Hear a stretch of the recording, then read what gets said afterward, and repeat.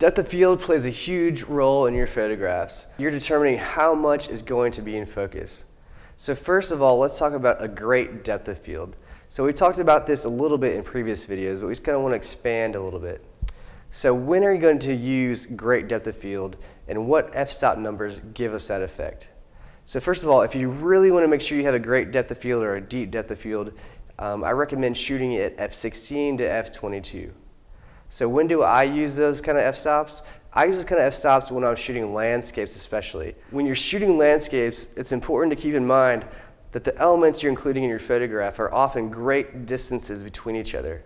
So you want to make sure that you have a great depth of field, like an f16 or f22, to make sure that each of those elements are going to be in focus.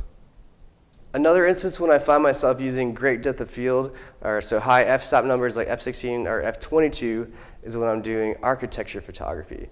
So whether it be the outside of the building or the inside of the building, there's always lots of details that I want to make sure are in focus because the clients spend a lot of time designing those and they want to be able to see them.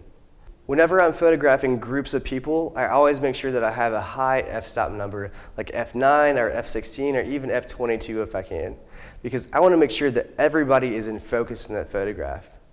So if I have a low f-stop number like f2 or f4 even sometimes, and people are stacked way behind each other, some of those people are going to be out of focus.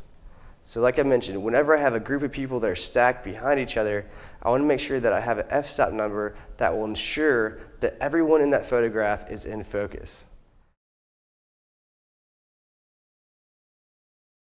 I mainly photograph people, so I'm usually using shallow depth of field. And I do that because I want to be focusing on the people and I don't want the viewer of the photograph to be distracted by the background. One thing I love about shallow depth of field is that it empowers you to tell the viewer of your photograph what to look at in the photograph. So that being said, there's a few reasons why I use shallow depth of field and why it might come in handy for you. So as I mentioned, a lot of times if you're shooting portraits, you want to make sure that the focus of the photograph is on the person and that the background isn't distracting the viewer of the photograph.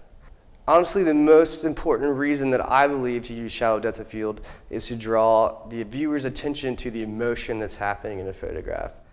To this day, this is actually my favorite photograph that I have ever taken. And shallow depth of field plays a huge role in it because it allows me to actually focus on my wife and on my son having this awesome moment, and the background isn't distracting the viewer or you or me from what's happening in the photograph. So another time to use shallow depth of field is when you just want the focus of your photograph to be on a very specific point. And a lot of times, if you have a very sharp point in your photograph and everything else is blurry or out of focus, your viewer's eye will be directly drawn to that focus point. So it's just a great technique to use if you really want to highlight a certain part of that photo. So as you can see, your f-stop number, your aperture, your depth of field plays a huge role in the feel and the look of your photographs. So it's really important to keep in mind what you're trying to accomplish and what you're photographing when you're thinking about which f-stop number you want to use.